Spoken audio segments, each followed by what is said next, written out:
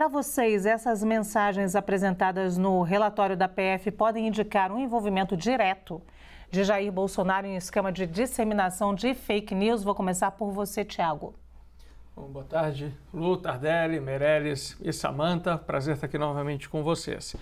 Ora, Luciano, acho que a gente tem que primeiro entender o que significa ter um esquema de disseminação de fake news.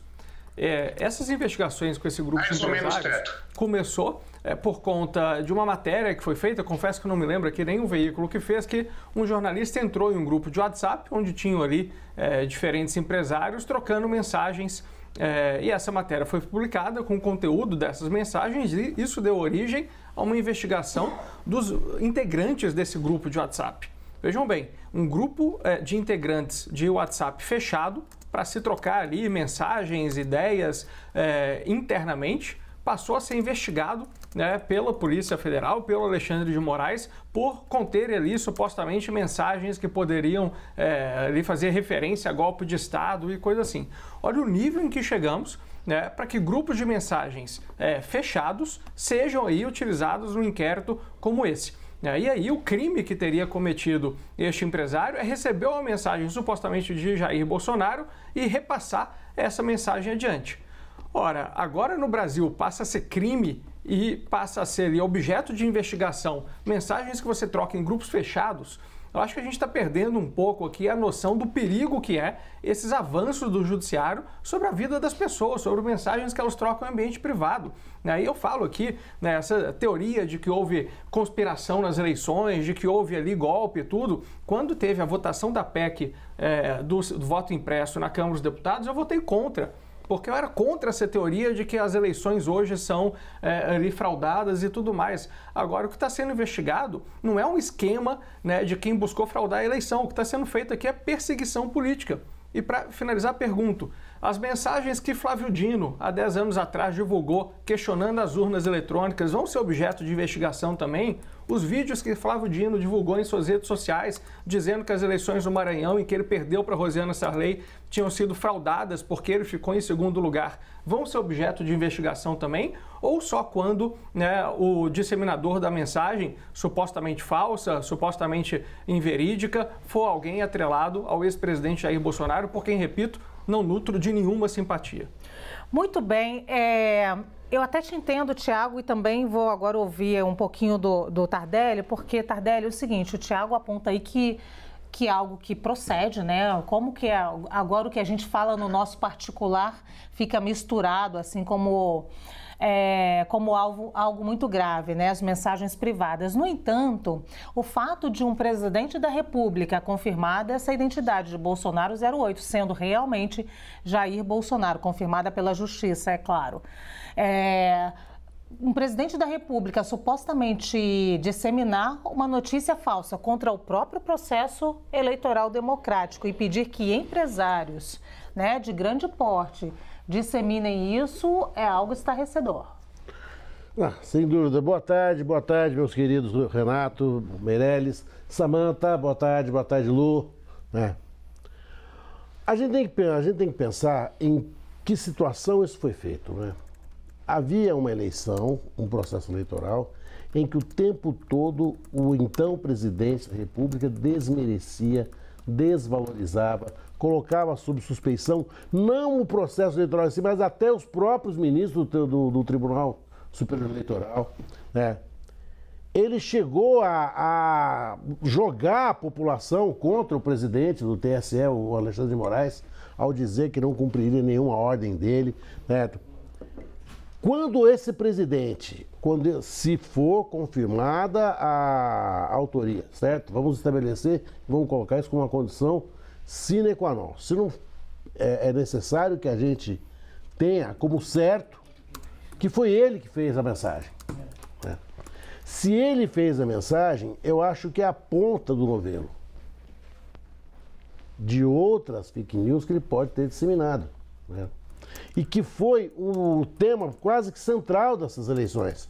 Nós, até 2018, desconhecíamos a indústria das fake news como uma mola eleitoral. A gente não sabia disso. Essa estratégia suja, essa estratégia sórdida, ela é novidade para a gente. Se ele estiver diretamente envolvido, é mais um prego no caixão. É mais alguns degraus que ele sobe ou que ele desce em direção à prisão. Vai chegar um momento em que a prisão do Bolsonaro será absolutamente inevitável. Estas situações vão criando, é como se você fosse jogando ácido na figura dele, assim. Ele era o presidente da República. Dentro de um processo eleitoral em que ele não fez uma proposta de governo, ele só criticou o processo eleitoral, só isso. Isso é muito grave. Isso é a ponta do iceberg, ou a ponta do novelo, ou, se preferir, é o rabo do elefante. Certo? Mas vem muito mais coisa aí. Muito bem, Samantha. Boa tarde a todos, boa tarde, Thiago, boa tarde, Tardelli, Renato, Lu. Bom, eu tenho uma posição diferente da do Tardelli, né? Eu acho que são duas coisas distintas. Uma é a preparação de um golpe, de um possível golpe, a outra é o questionamento sobre a justiça eleitoral, que é algo que o Bolsonaro sempre fez.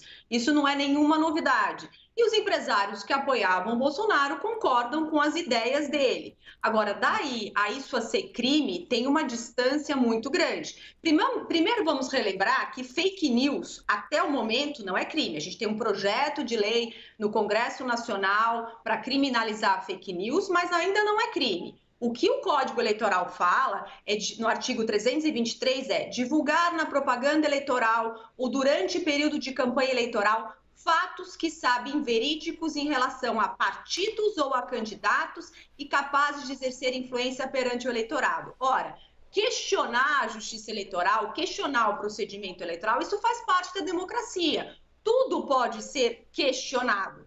Agora, existe uma diferença entre questionar e provar que há falhas e tudo mais, e isso realmente não ficou provado durante o processo eleitoral. Agora, essas conversas, como colocou o colega, são conversas privadas, no âmbito do WhatsApp, não foi divulgado em redes sociais, não houve disseminação, e a Constituição assegura o direito a todos, a privacidade, a intimidade e o sigilo de comunicações. Naquele momento, há uma conversa entre duas pessoas, presidente ou não, em que o presidente fala uma coisa que ele fala em público, ele sempre questionou a justiça eleitoral. Ele sempre fez isso, não há nenhuma novidade. Daí a isso a ser criminalizado. E o que a CNN divulgou é em relação ao ministro Barroso, né? Que eles colocam nessa conversa que o ministro Barroso mentia ou não.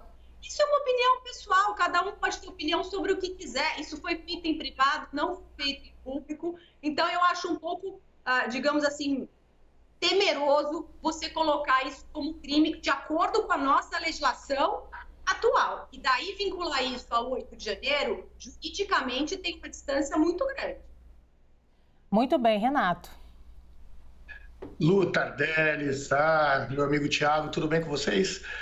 Prazer enorme estar aqui com vocês, e eu queria convidar o nosso telespectador a imaginar a seguinte situação.